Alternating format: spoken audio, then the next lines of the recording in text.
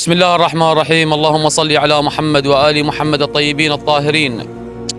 عظم الله لنا ولكم الأجر باستشهاد مولاتي جبل الصبر زينب عليها أفضل الصلاة والسلام.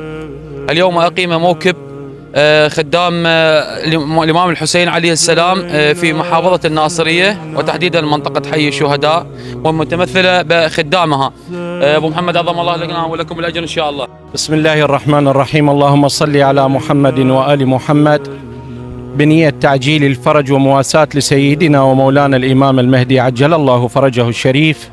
يقيم موكب خدام الإمام الحسين بعد التوكل على الله مراسيم التشييع السنوي لسيدتنا ومولاتنا كبيرة البيت الهاشمي زينب العقيلة، وذلك في محافظة ذي قار حي الشهداء في يوم الأربعاء 15 من كانون الثاني 2025.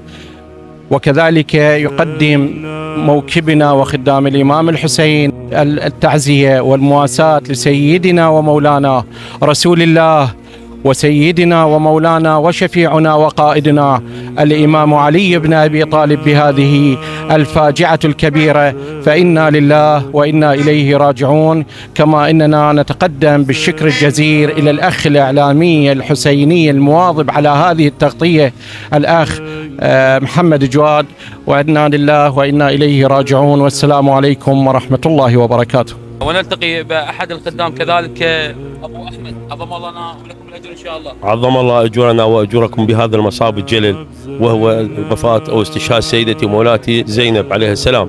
يقيم هاي موكب خدام الإمام الحسين سنويا هذا التشييع الرمزي بالسيارات. نفتر دار الشهداء، وأيضا موجود هنا مقام عزاء ووجبة عشاء ومجالس تعزية هاليومين والمجلس العزاء سيدتي مولاتي زينب عليه السلام.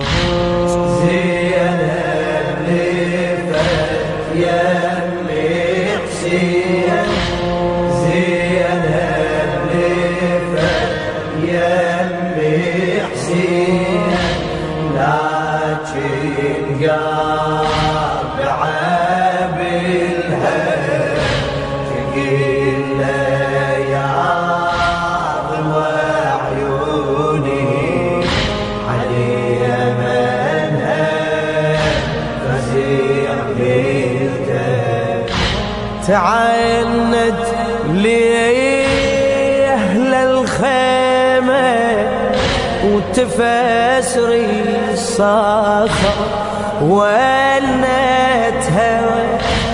طبت قعدتي قبالي وعلى الخد دمعتها تقيل عليك ظل عمه المظلومة ومصيبتها.